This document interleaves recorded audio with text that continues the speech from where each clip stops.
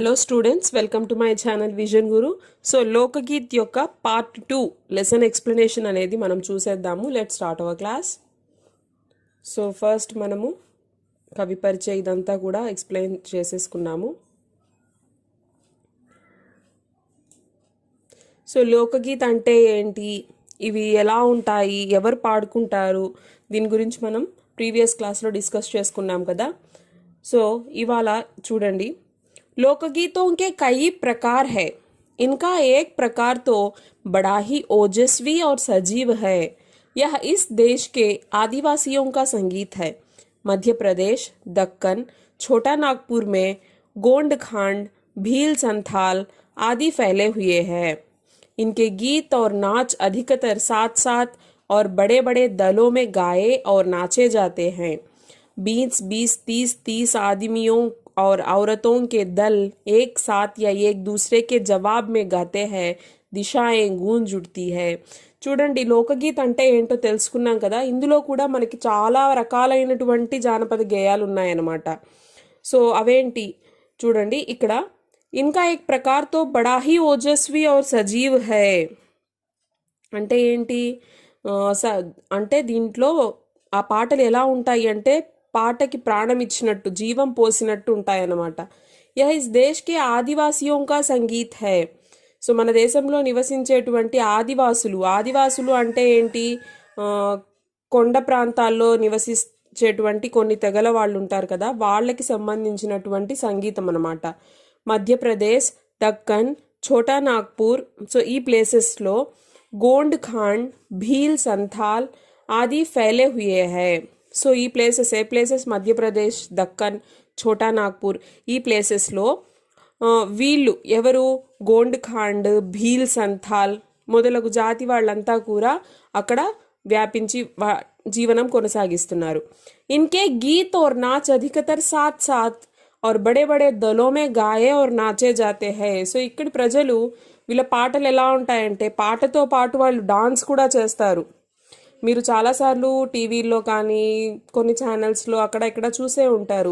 So కొండ జాతి ప్రజలు, అక్కడ ఉండేటువంటి కోయ వాళ్ళు అవ్వచ్చు, రకరకాల తెగల వాళ్ళు ఉంటారు. వాళ్ళు ఏం చేస్తారంటే సో పాట పాడుతూనే వాళ్ళు డాన్స్ కూడా చేస్తారు. డాన్స్ చేస్తూ పాటలు పాడుతూ ఉంటారు. అది కూడా ఎలాగా అంటే ఒకరు ఇద్దరు కాదు, గ్రూప్స్గా ఫామ్ అయ్యి బడే బడే దల్ అంటే గుంపు, సమూహము అని.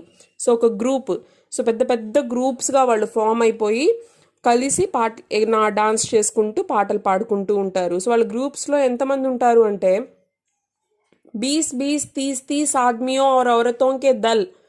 చూడండి ఇక్కడ 20 మెంబర్స్ లేకపోతే 30 మెంబర్స్, ఇట్లా ఒక 30 మెంబర్స్ జెంట్స్ కావచ్చు, అలాగే వాళ్ళతో పాటు ఇంకొక 30 మెంబర్స్ లేడీస్.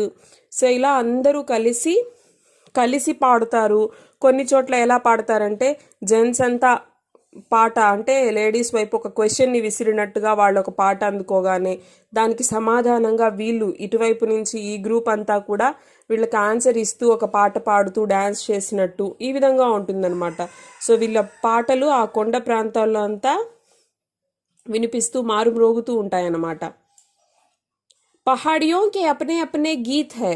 उनके अपने अपने भिन्न रूप होते हुए भी अशास्त्रीय होने के कारण उनमें अपनी एक समान भूमि है. చూడండి, సో పహాడి అంటే ఏంటి, ఇక్కడ మనం ఈ లోకగీత్ చాలా టైప్స్ ఉంటాయి అని చెప్పాము కదా. సో ఇక్కడ మనం ఈ పారాగ్రాఫ్కి వచ్చేసరికి ఇక్కడ మనం ఏం డిస్కస్ చేసాము, ఆదివాసీ సంగీత్, ఆదివాసులు పాడుకునేటువంటి పాటలు అన్నాము. సో ఇక్కడ నెక్స్ట్ పారాగ్రాఫ్కి వచ్చేసరికి పహాడీ సంగీత్. సో కొండ ప్రాంతాల్లో పాడుకునేటువంటి ఆ పాటలు అవి ఎలా ఉంటాయి. ఉన్కి అప్నే అప్నే భిన్న రూప్ హోతే హుయే భీ అశాస్త్రీయ హోనే కే కారణ్ ఉన్మే అప్నీ ఏక్ సమాన్ భూమి హై.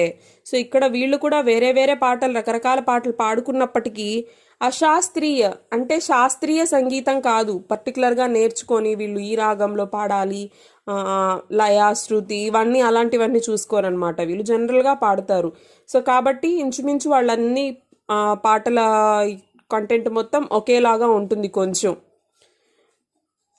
गढ़वाल, किन्नौर, कांगड़ा आदि के अपने अपने गीत और उन्हें गाने की अपनी अपनी విధియా है उनका अलग नाम ही पहाड़ी पड़ गया है సో చూడండి ఇక్కడ గఢ్వాల్ కిన్నౌర్ కాంగ్డా సో ఇవన్నీ కూడా अपने अपने गीत और उन्हें गाने की अपनी अपनी విధియా है సో వీళ్ళు సపరేట్గా పాడుకున్నప్పటికీ వాళ్ళ ఒక్కొక్క ఫామ్ ఉంటుందన్నమాట ఇలా వీళ్ళు ఇలా పాడుకుంటారు వాళ్ళు అలా పాడుకుంటారు ఇలా ఉంటుంది సో అందుకనే ఆ కొండ ప్రాంతాల్లో పాడుకునేటువంటి వాళ్ళ పాటలకే ఆ పేరు పడిపోయిందనమాట పహాడీ సంగీత్ అని చెప్పేసి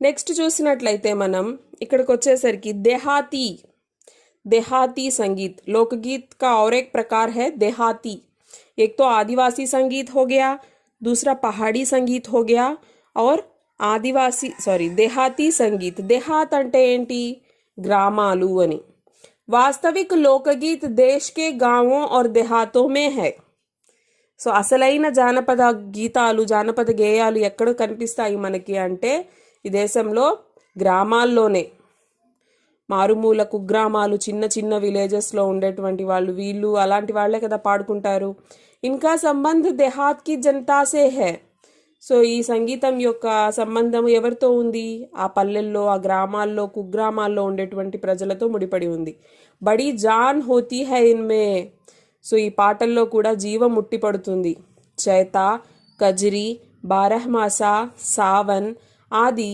సో ఇవన్నీ పాటలు అన్నమాట చేత అనేటువంటి పాటలు కజరి పాటలు బారహమాస అంటే 12 నెలలకు ఒకసారి వాళ్ళు అంటే సంవత్సరానికి ఏదైనా కాపు కాసినప్పుడు పాడుకునేటువంటి పాటలు సావన్ శ్రావణ మాసపు పాటలు ఇవన్నీ కూడా ఇలాంటి పాటలన్నీ కూడా मिर्ज़ापुर बनारस और उत्तर प्रदेश के पूर्वी और बिहार के पश्चिमी जिलों में गाए जाते हैं సో ఈ చైత కజరి బారహమాసా సావన్ లాంటి పాటలన్నీ ఎక్కడ పాడుకుంటారు అంటే మిర్జాపూర్ బనారస్ మరియు ఉత్తరప్రదేశ్ అలాగే బిహార్ అక్కడ ఉన్నటువంటి ఆ జిల్లాలలో ఉన్నటువంటి ప్రజలు ఎవరైతే ఉంటారో వాళ్ళు ఎక్కువగా ఈ పాటల్ని పాడుకుంటారు బావుల్ और भतियाली बंगाल के लोकगीत है बाउल और भतियाली बंगाल के लोकगीत है సో ఇక్కడ మనకి ఇది బిట్టుగా కూడా అడుగుతారనమాట సో लोकगीत के प्रकारों में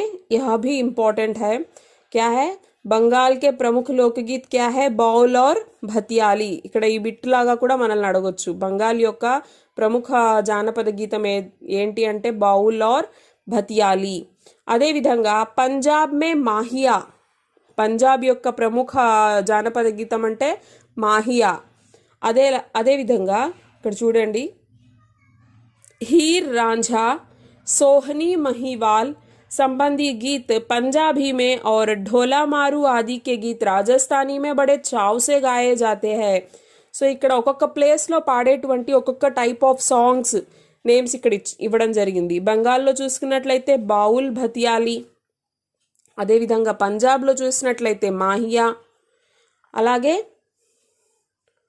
ఇక్కడ పంజాబీలో చూసినట్లయితే హీర్ రాంఝా అలాగే ఇక్కడ ఢోలామారు రాజస్థానీలో ఇలా మనం రాజస్థానీ పాటలు మూవీస్లో కూడా వింటూ ఉంటాము రంగీలో మారో ఢోల్ నా ఢోల్ అంటే ఢోలా మారు ఇలాంటివి ఎక్కువ వస్తాయన్నమాట వాళ్ళ సాంగ్స్లో नेक्स्ट చూడండి इन देहाती गीतों के रचयिता कोरी कल्पना को इतना मान न देकर अपने गीतों के विषय रोजमर्रा के बहते जीवन से लेते हैं जिससे वे सीधे मर्म को छू लेते हैं ఏం చెప్తున్నారు ఇక్కడ ఈ పల్లె ప్రాంతాలలో ఉండేటువంటి ఈ గ్రామాలలో ఉండేటువంటి ప్రజలు పాడుకునేటువంటి పాటల రచనలు ఎలా ఉంటాయి ఆ పాటల్ని వాళ్ళు ఎలా రాస్తారు అంటే ఏదో ఊహించుకొని కల్పనలో ఉండి అంటే అలా అయితే ఎలా ఉంటుంది ఇలా అయితే ఎలా ఉంటుంది అని వాళ్ళు థింక్ చేసి ఊహించుకొని రాయరన్నమాట కల్పనలకి దూరంగా ఉంటారు వాస్తవికత అంటే నిజ జీవితంలో ఏం జరుగుతోంది లైఫ్లో అనే బేస్ మీదే వాళ్ళు ఎక్కువగా పాటలు రాస్తారు అంటే జరగని వాటి గురించి ఆలోచించి ఊరికే ఏదో ఊహించేసి రాయడం కాకుండా ఏదైతే మన జీవితంలో జరుగుతూ ఉంది రోజు మనం చూస్తూ ఉంటాము రోజు మనకు కనపడుతూ ఉంటుంది ఇలాంటి టాపిక్స్ మీద వాళ్ళ పాటలు ఉంటాయి కాబట్టి అవి నేరుగా మనకి మనసుకి హత్తుకునేలాగా ఉంటాయన్నమాట ఉన్కే రాగ్ భీ సాధారణతః పీలు, సారంగ్, దుర్గా, సావన్, సోరట్ ఆది హై. సో ఆ పాటల రాగాలు అనమాట ఇవి. ఆ పాటల రాగాలు కూడా ఎలా ఉంటాయి అంటే సాధారణంగా పీలు, సారంగ్, దుర్గా, సావన్, సోరట్ ఇవి ఇలాంటివి. నెక్స్ట్ कहरवा, बिरहा, धोबिया आदि देहात में बहुत गाए जाते हैं. सो देहात प्रांतों में मतलब छोटे छोटे गाँवों में जैसे गाने वाले అక్కడ ఇక్కడ మీరు చూసినట్లయితే ఈ దేహాత్ పల్లెల్లో అని చెప్పాను కదా, ఇక్కడ పాడేటువంటి ఆ పాటలలో ఎక్కువగా ప్రజలు పాడుకునేటువంటివి ఏంటి అంటే గహరవా, బిరహా, ధోబియా ఇవి. और बड़ी भीड़ ఆకర్షిత్ करते हैं. సో ఈ పాటలు వీళ్ళు పాడేటప్పుడు ఎలా ఉంటుంది అంటే ఎక్కువగా గుంపులుగా జనాలు అక్కడ చేరిపోతారనమాట ఆ పాటలు వినడానికి. అంతా అట్రాక్ట్ చేస్తుంది పీపుల్ని. इनकी भाषा के संबंध में कहा जा चुका है कि ये सभी लोकगीत गांवों और इलाकों की बोलियों में गाए जाते हैं. సో ఆ పాటల్లో ఉండేటువంటి భాష అంటే వాళ్ళు వాడేటువంటి ఆ వర్డ్స్ ఏవైతే ఉంటాయో ఎలా ఉంటాయి అంటే ఇక్కడ గాంవో और इलाकों की बोलियों.